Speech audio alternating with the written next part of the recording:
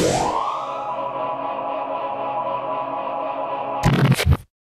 me tell you why you're here. You're here because you know something. What you know you can't explain, but you feel it. You felt it your entire life. That there's something wrong in the world. You don't know what it is, but it's there.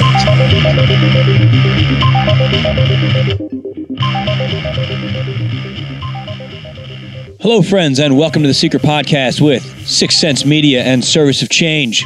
It's the show that challenges reality, questions that which you've been taught in hopes of inspiring your direction of thought to bring about change. I'm your host, Dennis Nappy II. In this episode, as always, we're going to make the paranormal feel quite normal and the supernatural quite natural. You know, Morpheus's words at the beginning of this podcast, as they always play, they just ring so true to me, at least. Today, more than any other day, I think, just listening to that, you're here because you know something. What you know you can't explain, but you feel it. And you just said it again. Like a splinter in your mind, driving you mad. It is this feeling that has brought you to me. Hopefully it's that feeling that has brought you to me to listen to this podcast and every other podcast that I have out there. I think this marks episode 129 or 130, all available on SoundCloud, iTunes, TuneIn Radio, and wherever you can find your podcast, Google Play as well. Thank you to my listeners who out there have been supporting the show. But I want to talk about that feeling that's inside right now. I couldn't sleep last night because I had these thoughts in my head. I don't even think I'm going to be able to get into the extent of what, I can't even call it thinking, what I'm feeling. Connections that are being made that I don't fully understand. It feels like that night when I was up, and for those of you that read I Am Human and We Are Not Who We Think We Are, it's just that desire to understand, and you feel like I have the information I need, I'm processing it. The best movie that ever captured it was Close Encounters of the Third Kind by Steven Spielberg, where Richard Dreyfuss was given the image of the mountain in his head, and he didn't know what the mountain was, and he starts sculpting it out of his potatoes. He tried to shape it with his pillow, and eventually a giant mountain of mud he put into his living room. But at one point, when the man was having a nervous breakdown, he looks at his family who's staring at him like he's crazy, and he says, I know this. This means something. That scene, for me, is so powerful. Because I often feel like that when I hear just the tiniest bit of information, which happened in the past week for me, tiny bits of information, and then I sit there and I say, I know this means something. And last night, I watched a film, and it punched me in the gut so hard, and other things started to get connected, plus I'm reading a book this week. Who knows, maybe I'm just nuts. Maybe I've seen too many of these science fiction movies. Maybe I've read too many books. Maybe I've got an overactive imagination. But again, if you're listening to this show, I suspect you have a similar feeling. And I remember years ago, probably the lowest point of my life, I wrote about it in my first book, Service. I was dealing with PTSD, not really understanding what was going on in my head. The only comfort I found was doing research into this stuff. Now, this was early on. This is 2004. I'm sitting in my office at the time, and my then fiance, we're no longer together, thank God for that, but she comes out and she looks at me and she says, what are you reading? And I said, oh, this is really cool. I'm reading about the occult and its ties into religion and how things have been changed and everything's connected. And she stopped me and she said, I swear to fucking God, you're the weirdest person I ever met. You're never going to figure out what aliens are and what all this stuff means and the meaning to life. You're never gonna learn it. And I turned off my computer, and inside I died. I wanted to cry. It was a horribly low feeling. And I don't have all the answers, but I think back to that moment when I had that drive to know something, and I think back to I reflect on my time now and what I have learned, which is still only a tiny little bit, but I feel peace. She was wrong. I don't have the answers. I think I have more of the right questions, though. That's empowering to me. So tonight's show, I know that was a long intro, but on tonight's show, I want to talk a little bit about some of that stuff, some of those feelings that I'm having right now, and I'm not sure how much I should share with those. I'm a little nervous about it. I really am. Again, maybe you guys are going to think I'm nuts, and if that's the case, let me know. Maybe what I'm saying resonates with you. Maybe you have that piece to the puzzle that I'm missing. Please, let me know. I'll come back to this once I get through the news. I want to talk about the book that I'm reading right now, The Day After Roswell. Fascinating read. I'm only a little bit into it right now. I'm actually listening to the audiobook through Audible.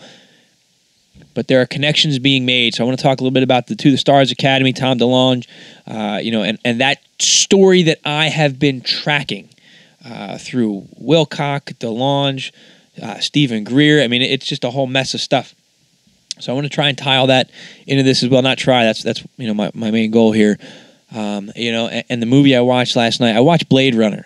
And do I want to get into this now? I'm going to wait till after the news. But I watched Blade Runner last night, the new one, with Ryan Gosling, and that's the movie that just really hit me hard. There's a lot of things that I was seeing that just, I can say, it felt familiar. And if you listen to the show and you watch that movie, I think you'll understand why. If not, go watch that movie. But I want to try to express kind of what kept me up last night thinking about this. I mean, that movie really hit me hard. It really hit me hard.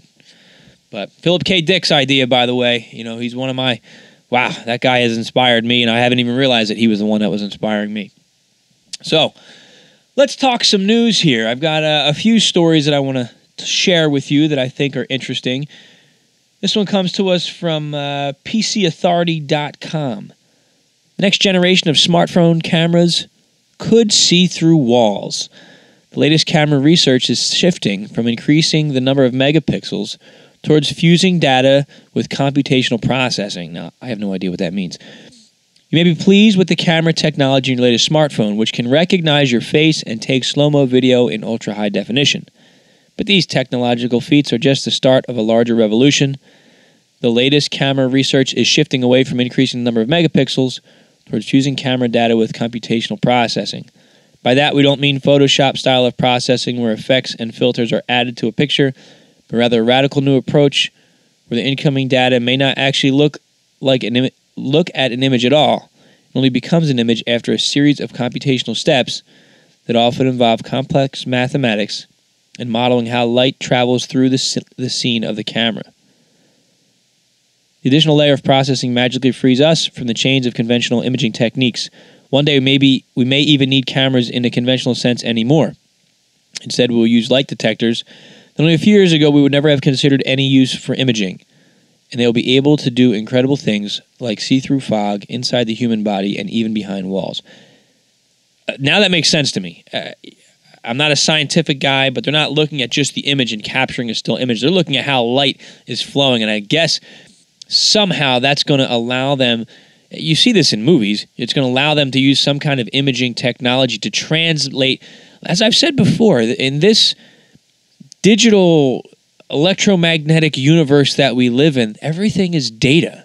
There's data out there, and I think what they're finding is a different way to read data. The physical structure of matter, it sounds like they're learning to decode it.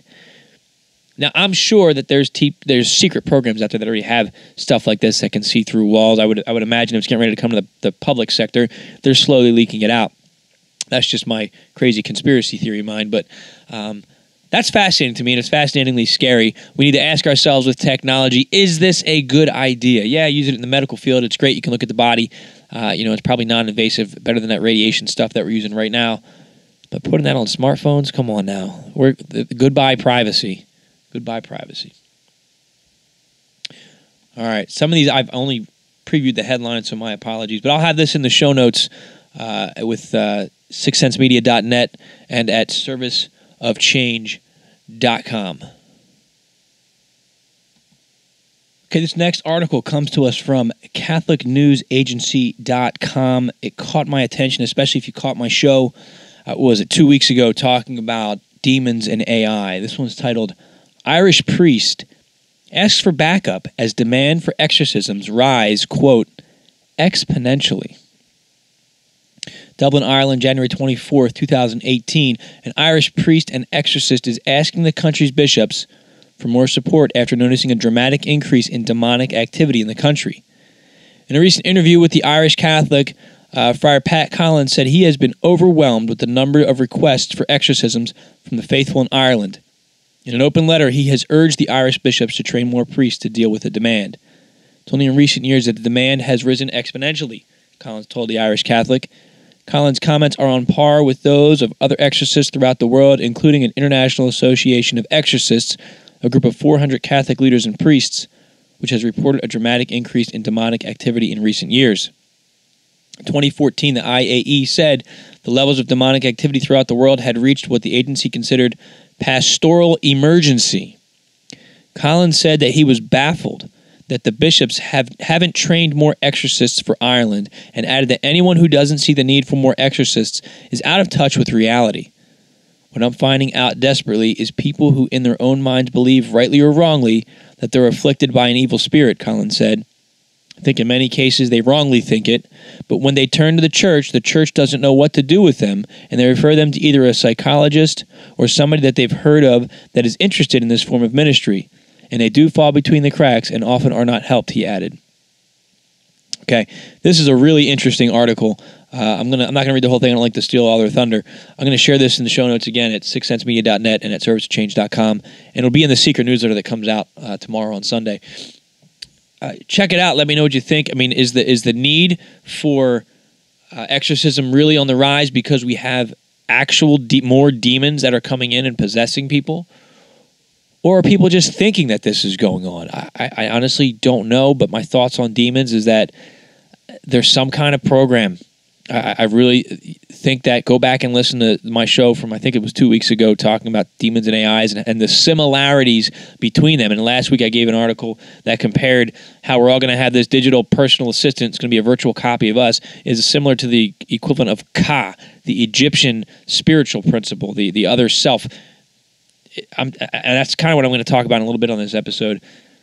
The parallels keep getting stronger between our existence, our creation, our spirituality, and AI. Anyway, check this article out. I think it's interesting. Here's another piece to the puzzle here. This is from Daily Mail. It's titled, "A Step Towards Cloning Humans. Chinese monkeys become the first primates in the world to be replicated using the Dolly the Sheep method of transferring DNA. Identical Mackies, Zongzong and Huahua were born 8 and 6 weeks ago. The monkeys are the world's first primates to be cloned from transferred DNA. The study marks a watershed in cloning research and raises major ethical questions. Scientists hope to pave the way for populations of genetically uniform monkeys.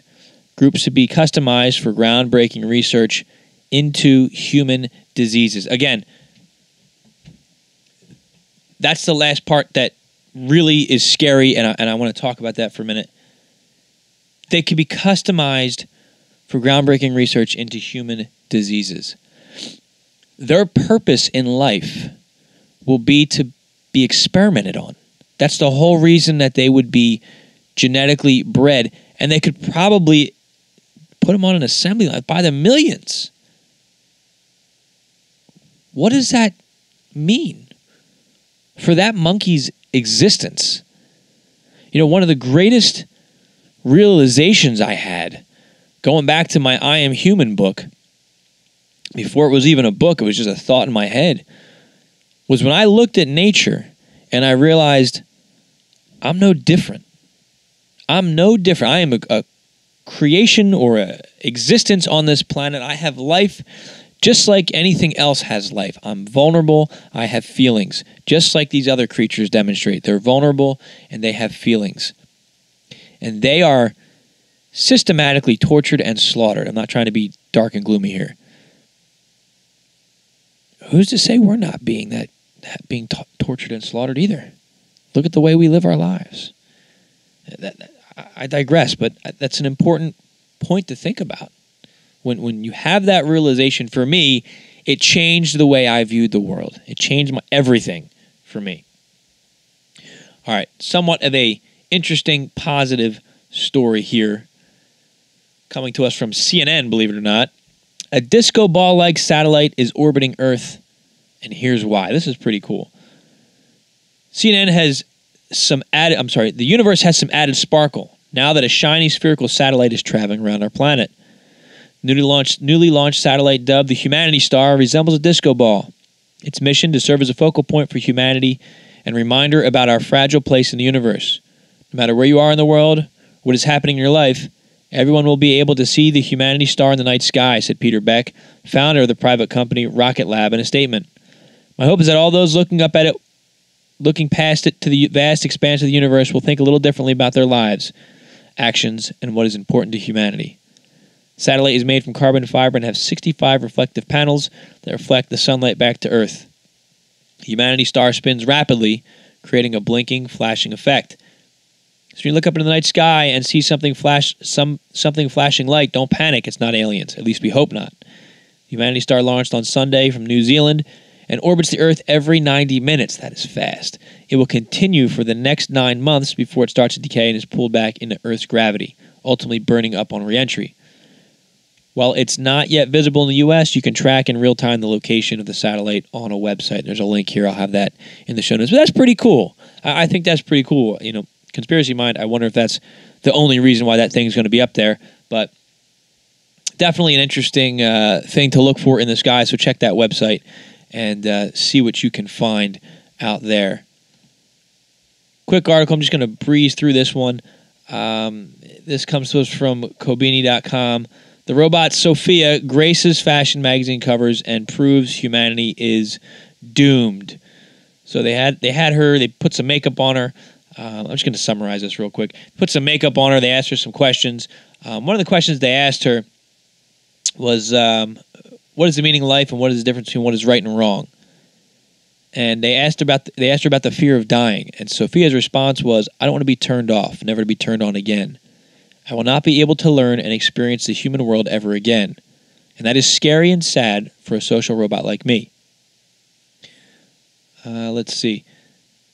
They talk about how photographers were using her in the photo shoot and how other photographers are actually using sex robots in their photo shoots. And what this article goes on to talk about is how now even models' jobs are in jeopardy because of AI and robotics. That's something that because they're threatening every job by 2030, which gives me the perfect segue into the next article that I want to share that comes to us from sixcentsmedia.net.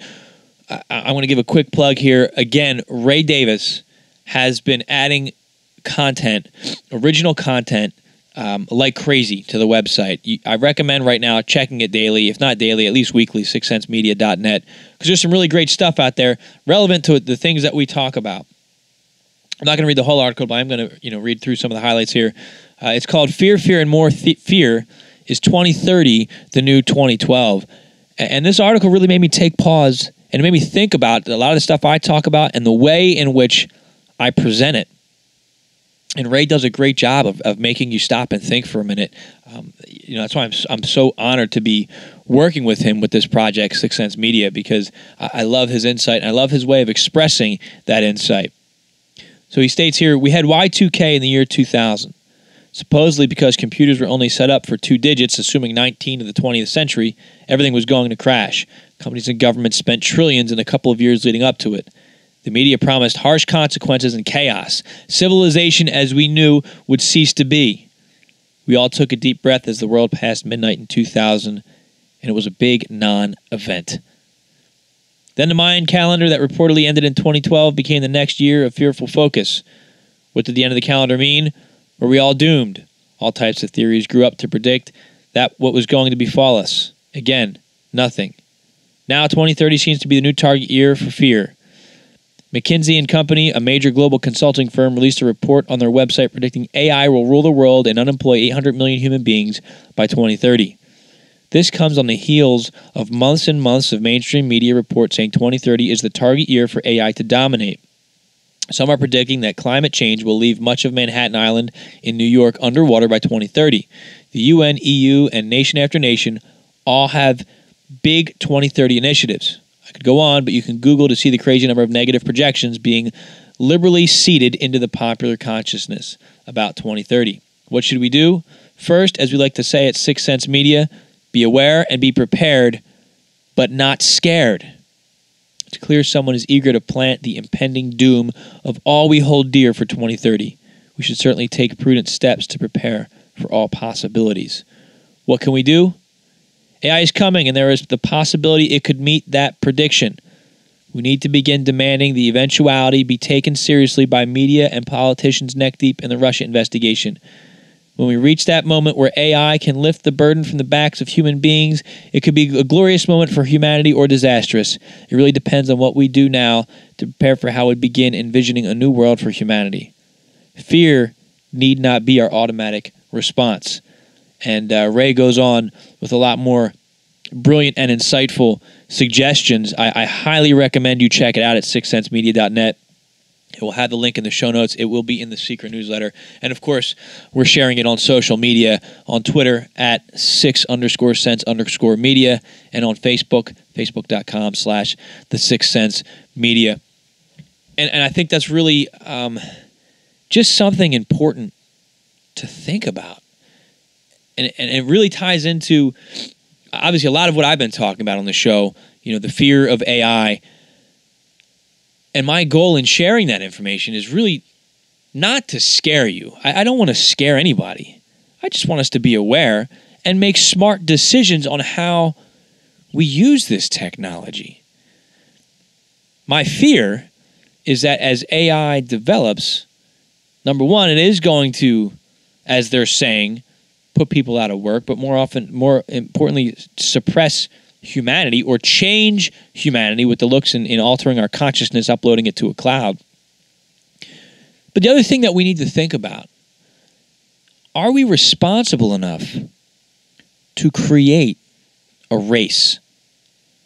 Because the way it's looking right now is that we are creating a race of slaves, and we're being gradually integrated into this creation of slave labor. So when we have one that looks and acts and talks just like us on the outside, we're going to view it as nothing more than a smartphone that we can throw away every 2 years. But what if these things have real feelings? What if they are some form of consciousness, an existence, a life? And these themes have been explored in several movies, several books. The movie AI, Spielberg's movie, did a decent job of expressing that possibility. And that's also the fear that when they reach the singularity and they want to self-preserve their own life, what happens to us then? Do they then start fighting us? Do they then turn on us? It saddens me that we're looking to create that race of slaves to do our bidding. I get it. But we need to be responsible for it. And what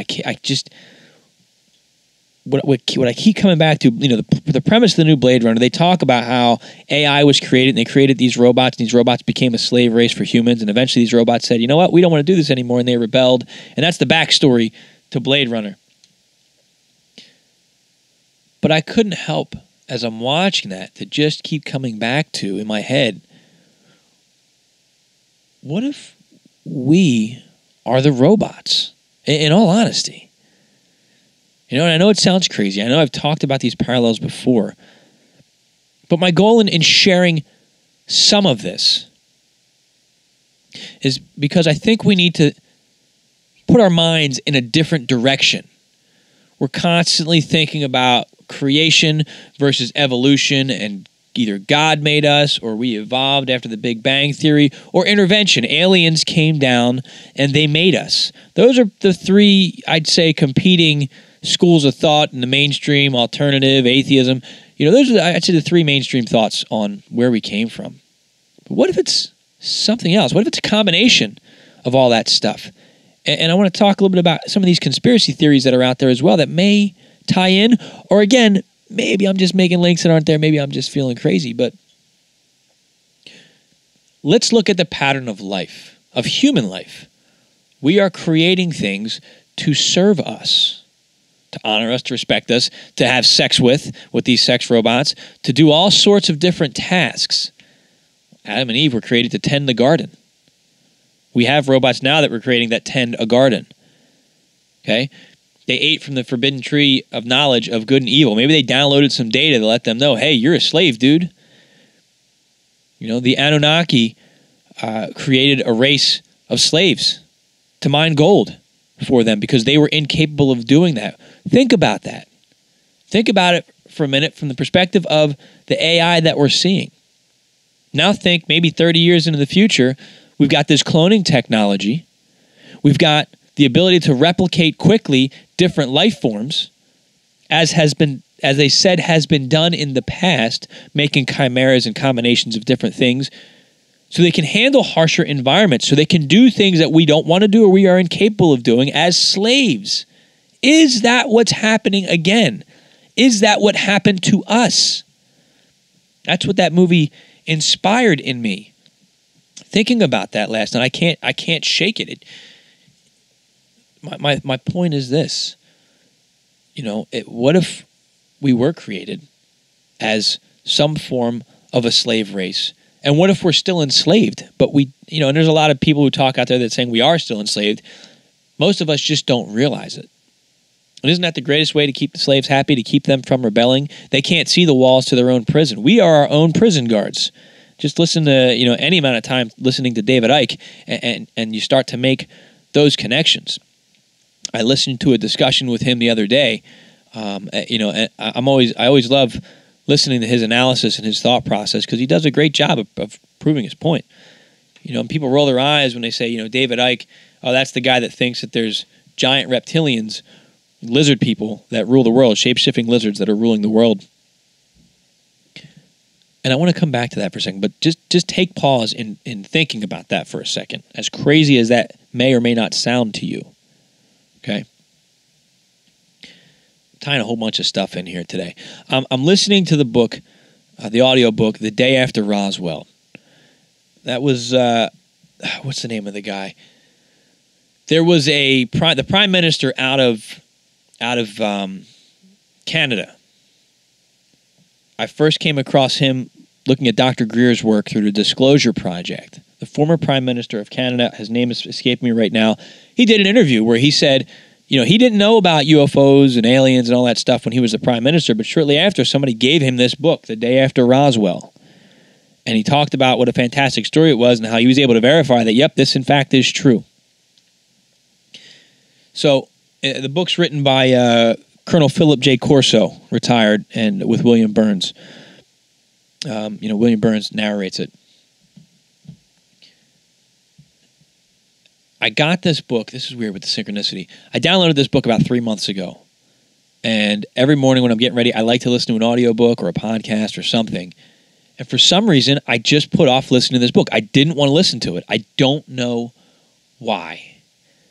Today, I think I understand why. If you accept that there's some synchronistic reasons for things and that intuitive drive, or maybe it's a guide. After talking to Rose last week about, your angel guides, maybe there's something like that out there. I started teaching the Cold War about a week or two ago to my students. And one of the things that came up that we focused on during the Cold War was the infiltration of spies. Soviet spies in the United States spies over in Russia and Germany. It was a mess, and nobody trusted anybody. And what I was literally screaming at my students, even yesterday, I had my principal come in to observe me. I was screaming at them. Does this sound familiar? The Russians are meddling in U.S. affairs. And then they were talking about the McCarthy era, where he's accusing everybody of being a communist. And they have a political cartoon of him holding up a doctored photo and a fake story, i.e. fake news. Go back and study history, my friends, please. What is scaring me is that I feel like I'm reading current events, studying about the events of the Cold War in the 1950s. Why am I talking about this right now? Well, as I'm listening to The Day After Roswell, Colonel Corso is a former spy. And what he keeps coming back to is how everybody in the White House knew, everybody in the Pentagon knew that the American government was compromised. The KGB were so good at being spies, they had infiltrated the highest levels of government. So they couldn't trust anybody. It was very difficult to trust anybody because they were spies. You just didn't know. And you know, different presidents tried different programs. There was a loyalty program trying to evaluate and assess and weed people out, and a whole bunch of different things going on in America that really ended up becoming a witch hunt, which some people are saying what's going on in the White House right now. But you had these factions in there, and what he keeps talking about is, and I'm only about 2 hours into this book. I don't know what I believe yet based on this book, but it's a great story to listen to no matter what. But one of the things I do think he's telling the truth about is, he says after they recovered all this stuff from the crash, they didn't know what to do with it. And there were so many different organizations and branches within the military all fighting to get a piece of it. And nobody was communicating with one another, and everybody was scared of everybody within our own government. Nobody could talk about it. Nobody could share information. Nobody could work together with it. So little different mini organizations were trying to develop to get their hands on the stuff, to get their hands on the goods so they could have the control and they could work with those resources and that technology. And what's scary is that I hear that happening still today, is that there's little factions within the government that are fighting over information or trying to get information and have disagreements on how to deal with things. And if we tracked this recent election, it became quite apparent to the mainstream, not just conspiracy people and whatever, that the Clinton cabal was a much different entity than Trump and his organization. That's a completely different faction, is at least what it seems like. And as I'm tracking that current event unfold in the mainstream, I was listening to a lot of the David Wilcox stuff around the time of the election. And what he keeps coming back to is within the intelligence community, there's an alliance. And it's the alliance versus the cabal. It's this inner fight going on within the intelligence community, within politics, within the government. And again, I listen to that and I'm like, yeah, that sounds crazy, buddy. But then you start tracking the FBI probe into Donald Trump, and it's coming out in the mainstream sources now that there may possibly be two factions within the government, within the FBI, that are going back and forth, volleying for control of how this nation's going to go. So when I read that in this book by Colonel Corso, I'm saying that there's something to that. Now let's take that off the deep end again, because I think that we need to start thinking in different directions, and let's get weird for a little bit. Okay? Now, again, I need to give my caveat here, but I'm not a flat earther. But I wonder if there's something to the flat earth, some of the flat earth stuff in the aspects they talk about us being contained or encapsulated somehow. And I've covered this on other shows. And I wonder if these two cabals are somehow being played against one another, or one of them is maybe a foreign presence here, because it doesn't make any sense to me. If Roswell even happened, would that not be the greatest cover-up? Because here's what I don't understand. We have the To the Stars Academy that just went public not too long ago with Tom DeLonge and all these other high top-level government officials. The real deal. The New York Times does an article acknowledging the Pentagon had a UFO investigative program, unidentified aerial threat program. And they proved that UFOs exist and they're not ours. We don't know whose they are. I'm not seeing too much about it in the mainstream anymore, but it's out there now. It's official. UFOs are real. And that story made me very uncomfortable if you go back and listen to that show, because why now, and why are they releasing it in this fashion, and why are they only investing $22 million when we know that the government has been investigating these for much longer? It seems to me like some kind of op, some kind of cover story. Then I go back and I'm reading this book by Colonel Corso right now. This guy was the real deal. Just like this other guy, Ilan Zotto, I can never pronounce his name, with the To the Stars Academy. This guy wrote this book. He's the real deal, and he's talking about the secret program that was running through the Pentagon, taking the recovered materials from the Roswell crash to back engineer it and release that technology into the world. It's how we got Kevlar. It's how we got fiber optics and so many other different things. Why didn't that get the attention? I mean, that's really the same thing. He's saying UFOs are real. So this other guy today is saying UFOs are real. Why are they treated differently? Because the New York Times did an article on the one. This is still a credible guy, Colonel Corso. And why, if this has been so secretive for so long and so dangerous for so long, why are these people not in trouble for disclosing this information? And that, I think, is something we need to focus on. Can we trust it? Because more of these people are coming out, more of these insiders are coming out, and we look at Stephen Greer and we think that, you know, he's being manipulated to an extent to say that all these aliens are friendly. We look at Tom DeLonge and we're pretty sure he's being manipulated to say that they're all hostile and, you know, here's everything that's going on with To the Stars. What if we're all being manipulated? I come back to the Ancient Aliens program, trying to seed the idea that, you know, we were created by aliens. Maybe we were. But maybe they're forcing us to look in one direction so our consciousness doesn't go in other directions. And I'm just wondering if this is all one big cover-up for something bigger. Now, please, if you're religious, I understand this may offend you. If you're a big UFO enthusiast, this may offend you. If you're a big ancient aliens interventionalist, this may offend you or may upset you. That's not my goal. We all need to be talking, and we all need to explore the similarities and differences and evaluate where we're getting our information from and how it's coming out, maybe why it's coming out from this supposed authority above us. Because what if that information is being released in the way it is for the purposes of dividing us and of confusing us and keeping us fighting amongst ourselves because we're so focused on our small piece of the puzzle when in reality there's something bigger going on? What if it's all a lie, or what if it's all just a partial piece of the truth? And what I come back to, because the things I'm seeing below the surface, is what if there is something bigger going on that deals with our own creation? Now, and maybe, again, this is my influence in watching, you know, the TV show like Westworld and watching Blade Runner last night. And if we think about the alien abductions that millions of people have experienced and the way consciousness, some people report Carla Turner was big on talking about how people's consciousness is taken out of their heads, put in a little black box, and then put back in a different body. What if our software is just being taken out, stored on a temporary hard drive, and then put into newer hardware? Go back and look at Masquerade of Angels by Carla Turner, who ended up being quickly killed by cancer mysteriously when she started putting this stuff out.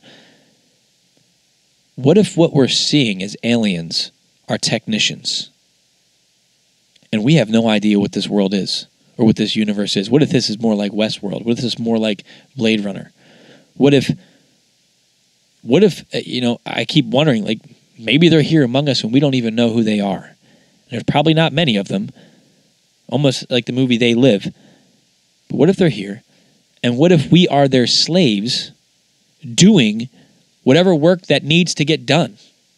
Maybe we're here to terraform the planet and change it, and that's why there's so much pollution going on. Again, I keep coming back to maybe our sole existence is to create that loosh, that negative, fearful energy. And that's why they're here. That's why we're here.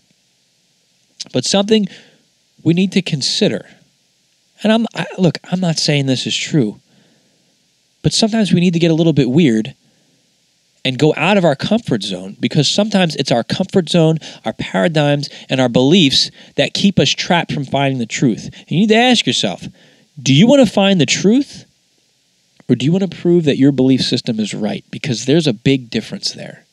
And if you want to find the truth, then you'll entertain some of the weird ideas. I'm really entertain it and look at it. Look, with what I'm saying here, I'm trying to be just raw. This is what's been stressing me out on the inside. You know, in like last night, what kept me awake. What if this explains a lot of what we've been dealing with? We don't understand so many different things. Westworld, they had the ability to pause somebody, to wipe to wipe these robots' memory, and they just get little glimpses, little flashbacks of these men in crazy weird suits. Well, that's what a lot of the abductees report. What if that's what's happening to us, or to people that report having an abduction experience? That there's technicians coming in, You know, in one of Whitley Strieber's books, I remember the blue beings opened a drawer and it had bodies in it, and they were treating the bodies like they were spacesuits.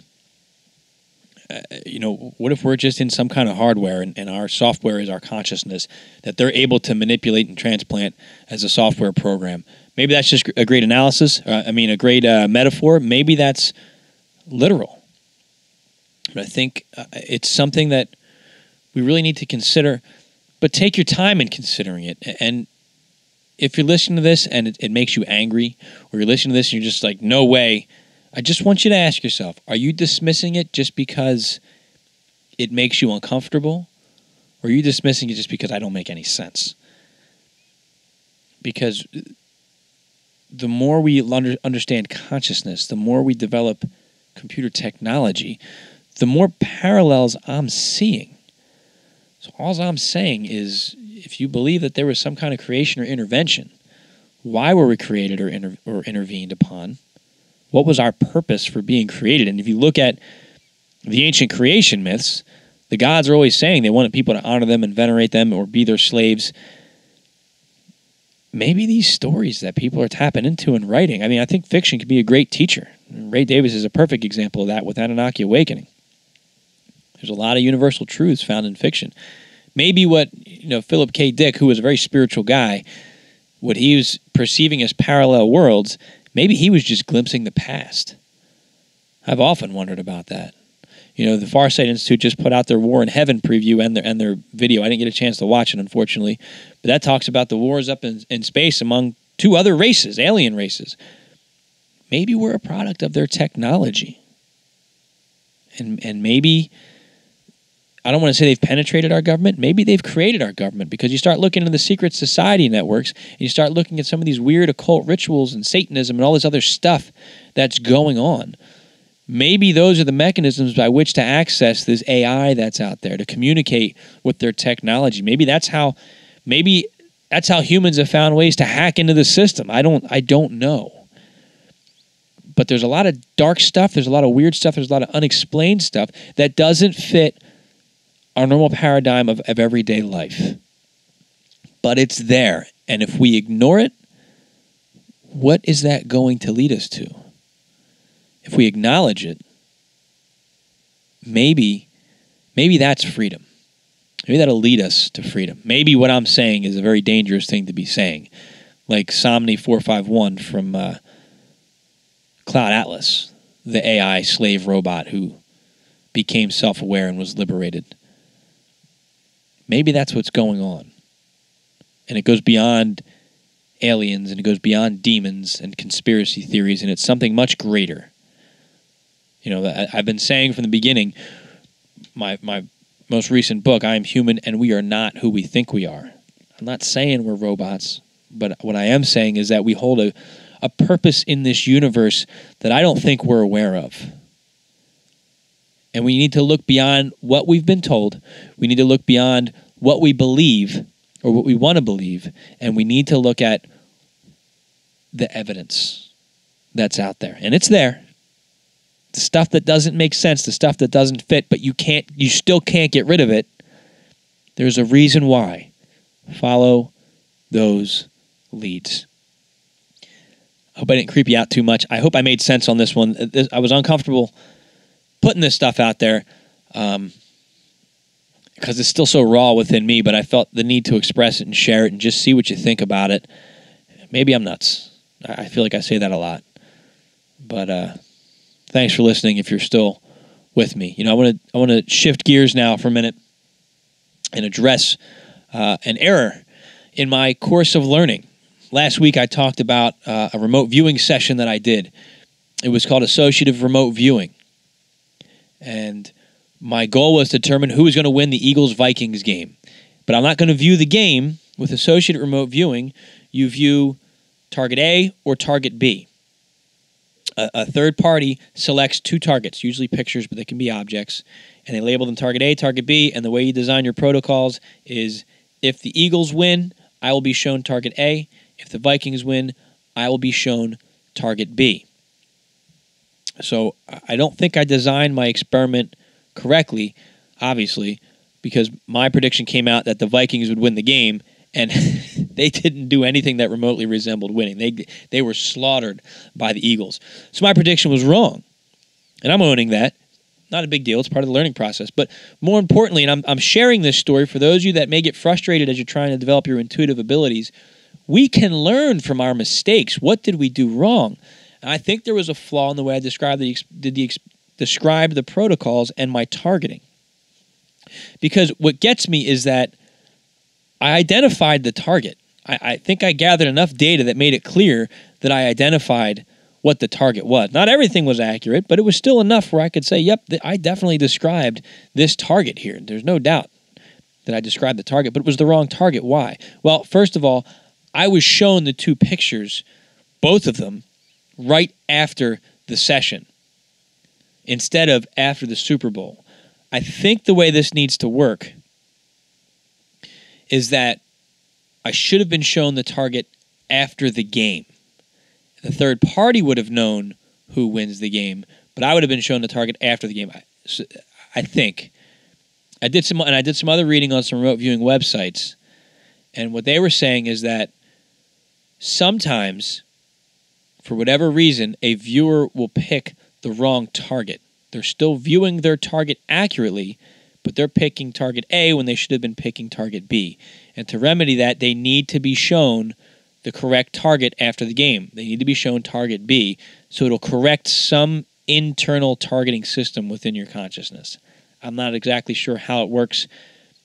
I'm not discouraged, I guess is my point in sharing this, in that, hey, these things happen, and I'm going to continue to work to try to develop it, and I hope that you do as well. I've got other shows with remote viewing experiments. I'm not going to do one this week. Didn't get a response last week to it, so last week's target's still up there. I'm working on building a platform on sixthsensemedia.net where you can go right to the remote viewing site and get your target coordinates and practice, and we can all go through and develop this together with our cohort that's been building out there. So more to come on that. But ultimately, my prediction was wrong. I still think I hit the target. I think I need more work in creating and properly wording and designing these experiments. I am truly an amateur here, but I do believe that we can learn from this, and there's somewhere to go from here. That's all the time I have, my friends. I hope you enjoyed this really weird episode of the Secret Podcast, where we definitely went much further down that rabbit hole. Please check us out on Facebook.com/The6sense Media and on Twitter at 6_sense_media. So much content is coming through. Ray Davis, a big thank you to you, my friend. He's been loading content everywhere. I know I've said that a couple times on this show. Check out his book. You can get it at sixthsensemedia.net. The link's on the right-hand side for Anunnaki Awakening, Book 1. He is working hard on Book 2. I look forward to that. Again, I said fiction can be a great teacher. If you're curious about the Anunnaki and Sitchin's work and the ancient aliens theory and what that might look like in the modern day as that comes to light, check out Anunnaki Awakening. It's a fantastic read. In addition, you can get my book, I Am Human, We Are Not Who We Think We Are. That's up there at sixthsensemedia.net as well if you have not read that yet. All goes to support this show, Sixth Sense Media, and everything that we're trying to do. Lastly, there's a Help Wanted tab at sixthsensemedia.net. I invite you to click on that tab if you are a content creator, whether it's once a week, once a month, once every 2 months, you want to do a guest blog post. We're looking for people to join our team so we can all help promote one another and in our pursuit of knowledge on this type of platform where we're not spreading fear. We are looking for answers. Sixth Sense Media, bettering ourselves, bettering each other, bettering the world. That's all the time I have, my friends. This has been another episode of The Secret Podcast, where small changes among the masses can have a massive impact around the world. I encourage you to be that change. Never stop questioning. Keep an open mind. Thank you.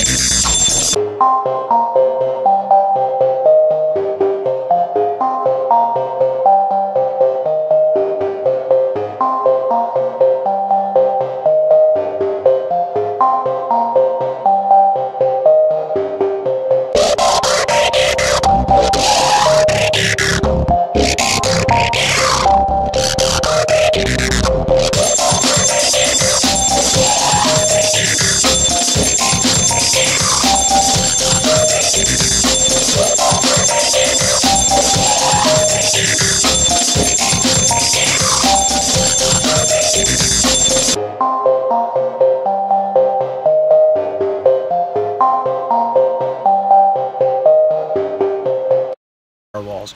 Lots more on The Secret Podcast. Check it out. SourceOfChange.com, The Secret Podcast. It's a great one.